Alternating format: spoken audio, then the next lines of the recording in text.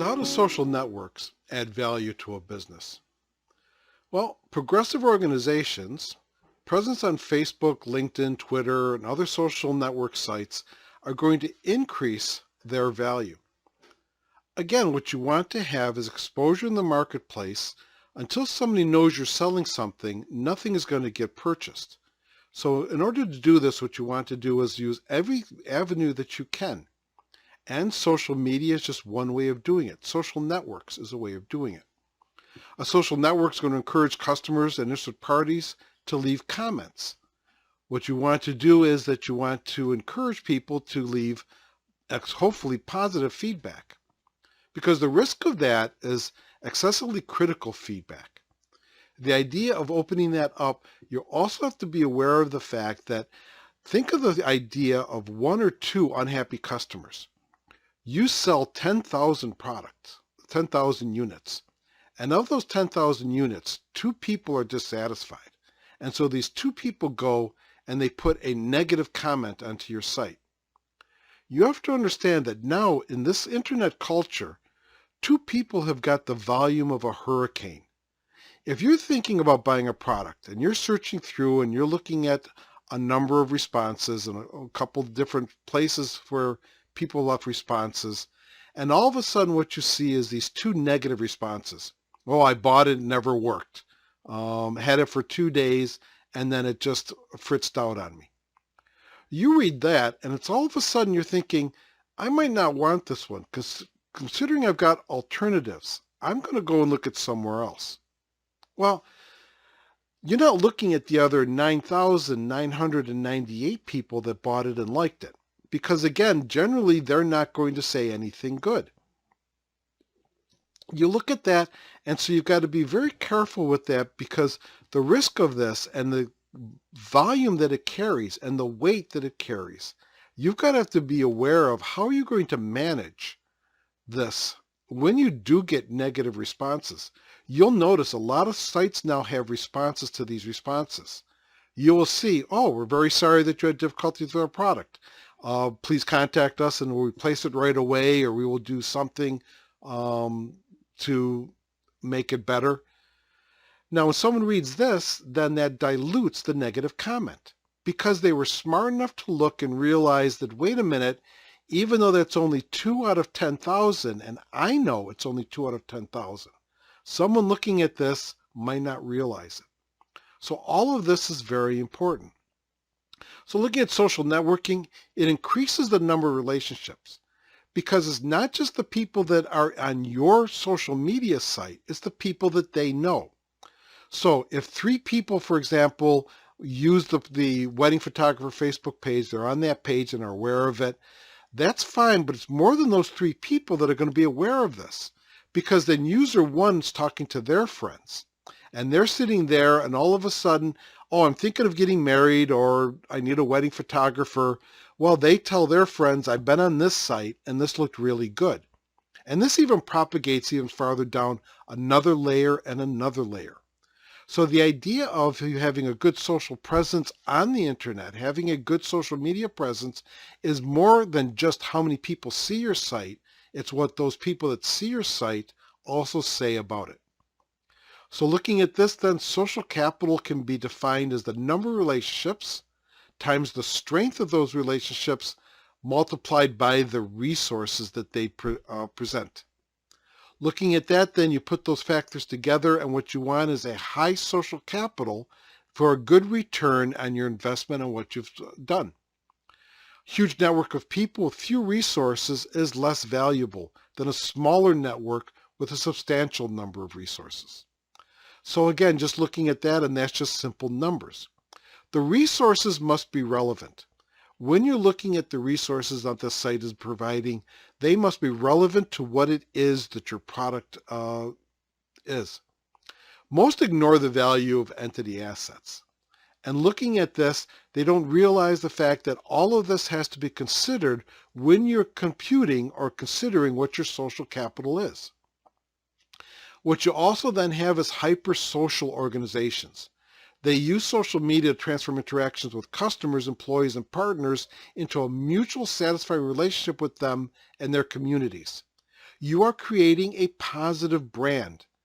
What you're doing is, through this transaction, other people are saying, this is an organization I wish to be part of. This is a product line I wish to buy. This is something that I would like to own. Looking at this in another way, you are the product. This is one of the things that I always find kind of funny. You're on your iPad and you're playing one of those games, and every cycle, every time you play the game, there's 2 more ads and 2 more ads and 2 more ads. This is because they turn around and they say, all right, you need to pay us money to remove these ads. You will pay us and we will then remove the inconvenience of you watching the ads. Well, if you're as parsimonious as I am, I don't ever pay for it. And so because of that, I suffer through these ads. I am in essence still paying for this product. Because the bottom line is, if you're not paying for the product, you are the product. You are what they're selling to their advertisers. They're still making the return and the money, and you're sitting there and paying for it through your time. So think of the fact of how valuable is your time. I'm by no means recommending that you then pay for these products, because even knowing this, I never will. But the idea you have to understand then, if you haven't paid for it, you are the product. The whole idea here is that you want to monetize. You want to find a way of making this a revenue stream of income. You want to monetize your presence, whether you're doing it through increasing sales, increasing product awareness to consumers, or turning around and even then selling your base of users. All of this is monetizing then the social media in order to generate a new revenue stream. Revenue models for social media, there's advertising. As I mentioned, the fact that as they're using your product, what you're going to do is advertise on the side. You look at Facebook, Google. Now, do you pay for Google? Every time you go and you do a Google search, it costs you nothing. Not really. What it is again, because you didn't pay for this product, you are the product. All of the ads that you see on the side, all the pop-ups, all of these, then this advertising, these companies are selling advertising time and they're making good money. In case you don't know it, Google is doing very well, thank you. And then what you have is pay-per-click. Pay-per-click in advertising is, okay, I'm going to put my ad on your site and I will not pay you unless there's a click. Therefore, you as the site organizer, you that own the site, you're selling this advertisement and everything. I want to be put on there, but I don't want to waste my advertising money. So as an advertiser, I don't want to pay you unless there's results. So what I'm going to do is I will pay per click. And then turn around every time somebody clicks on my ad, I will pay that organization, Facebook or wherever my ad is, 25 cents.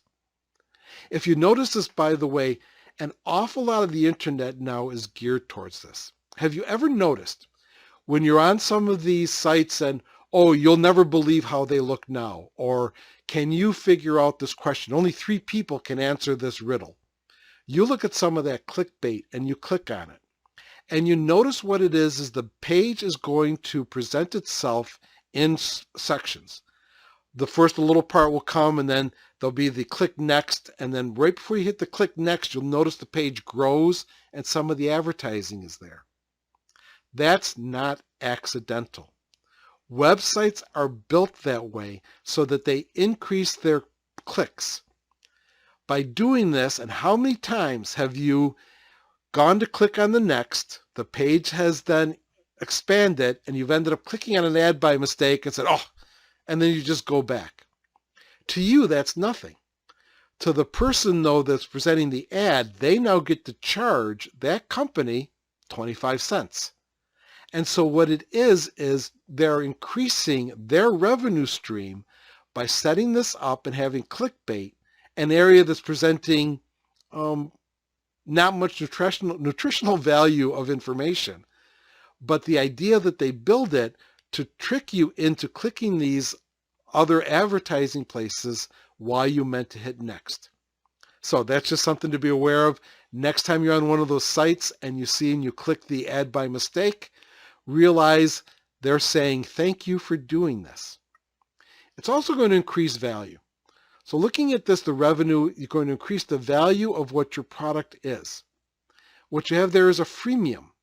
Users offer basic service for free, then charge a premium for upgrade or advanced features.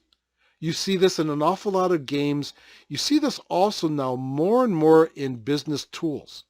What they will do is they're going to turn around and they will present you with a base version of it. If you wish to have more functionality, or it's going to be for a certain period of time, then you turn around and pay them money. Looking at this, then you've got your sales, your apps, your virtual goods, affiliate commissions and donations. All of these then is sales revenue based on these ads. So does mobility reduce online ad revenue?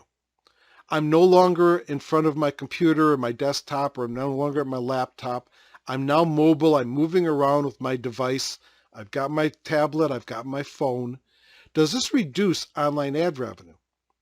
Well, looking at this then, the number of mobile devices to reach 10 billion by 2018. They believe now that there are actually more cell phones out there than there are indoor toilets. That's how many cell phones are there in the world. So looking at this, because just think, if there's 10 billion out there, and there's only something, the planet, I forgot what the population is off the top of my head. But looking at that, that's pretty much very close. So mobile trafficking event-fold increases. And back to this. See, I got kind of confused because I'm trying to think of what the population of the world is right now. And for some reason, I just drew a blank. So what I might do is look it up, put a little postie on there. Or you know what? I'll let you look it up yourselves if you want to also. Anyways, mobile traffic then is an 11-fold increase. There's actually more mobile trafficking going than there was when we were in our laptops or on our desktops. The average click-through rate on smartphones is 4.2%, where it's only 2.3 on PCs. Now, could that be because we're bored and it interests us? We want something then to do while we're looking at our phones, no matter where we are, whereas with our PCs, when we're on our desktops or laptops, we're more goal-oriented. We have a task we want to do, we want to get through it, so we're not as likely to do click-throughs as we are on a mobile. The conversion rate, the frequency sometimes clicks on an ad to make purchase, likes, or take some other actions desired by the advertiser. This is what you want. You want a high conversion rate. I want them to click on that ad. Not only do I want to present it, but I want them to click on it. So paid search or display or banner ads, mobile ads, classified, all of these are revenue sources on social media. And the use of ad blocking software is growing by almost 70% per year. More and more of us are purchasing things like Malwarebytes and AVG, these tools that allow us to block pop-up ads. Looking at this and looking at mobile ad spending, it has increased again at a tremendous rate. From 2013, when we're looking at $19.20 of ad spending, it's now gone up to $195. That's a tenfold increase in a matter of just 6 years. In no time at all, there's been a tenfold increase in the spending. And that ends part 2 of social networking and e-commerce.